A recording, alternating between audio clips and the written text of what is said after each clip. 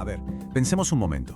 ¿Qué pueden tener en común algo como ir de compras, el trabajo del día a día o simplemente estar mirando el móvil?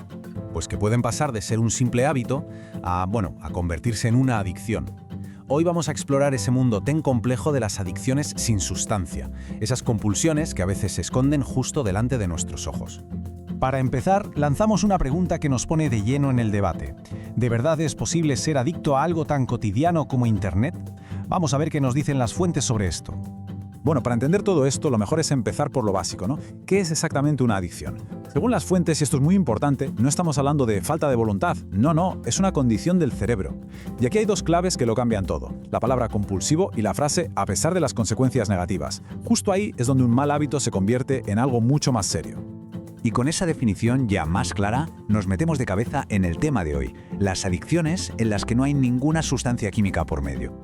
Y esto es un punto de partida rotundo sacado tal cual de una de las presentaciones médicas que hemos consultado. O sea, no es una teoría, es una realidad clínica que está más que reconocida. La adicción puede aparecer en una relación, patológica con comportamientos que en principio son totalmente normales. La clave aquí no es tanto la conducta en sí, sino la relación que se crea con ella. Una adicción conductual se define por dos cosas, fundamentalmente: que se pierde el control y que empieza a interferir de forma negativa en áreas importantes de la vida, como la familia, el trabajo o los amigos. Si comparamos las adicciones químicas con las conductuales, vemos que tienen cosas en común, pero también diferencias muy claras. Por ejemplo, es bastante normal que los dos tipos aparezcan en la misma persona. Ahora, tener varias adicciones a la vez es más típico en las químicas. Y la diferencia fundamental, claro, es que en las conductuales no hay una sustancia que dañe el cerebro directamente. Y el abanico de estas adicciones la verdad es que es sorprendentemente amplio. Casi cualquier actividad que nos dé placer, si se dan ciertas condiciones, podría convertirse en una compulsión. Hablamos desde el trabajo o el deporte hasta las compras o el simple uso del móvil. Entonces, la gran pregunta es, ¿cómo se cruza esa línea? ¿Cómo un pasatiempo normal y corriente se transforma en una compulsión que no se puede controlar? Vamos a ver el proceso, paso a paso. Pues este suele ser el camino. Empieza con algo que gusta, que da placer. Poco a poco va ocupando cada vez más espacio en la cabeza.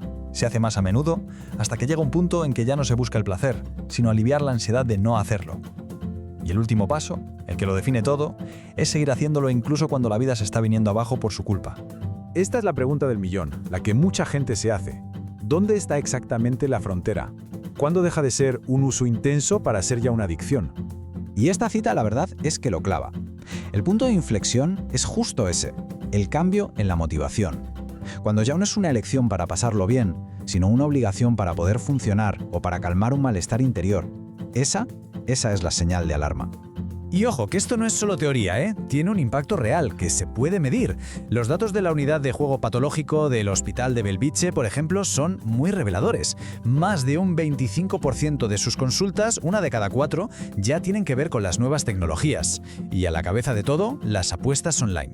El fenómeno es innegable. Muy bien, hemos entendido un poco mejor el problema. Ahora pasemos a ver cómo se afronta esto. ¿Qué caminos hay para la recuperación? Aquí hay una diferencia clave en el tratamiento. Para las sustancias y para el juego patológico, el objetivo casi siempre es la abstinencia total, dejarlo por completo. Pero para otras adicciones conductuales, como Internet o las compras, el objetivo es otro. Se trata de reaprender a controlar esa conducta para poder convivir con ella de una forma sana. Hay muchos enfoques para la recuperación.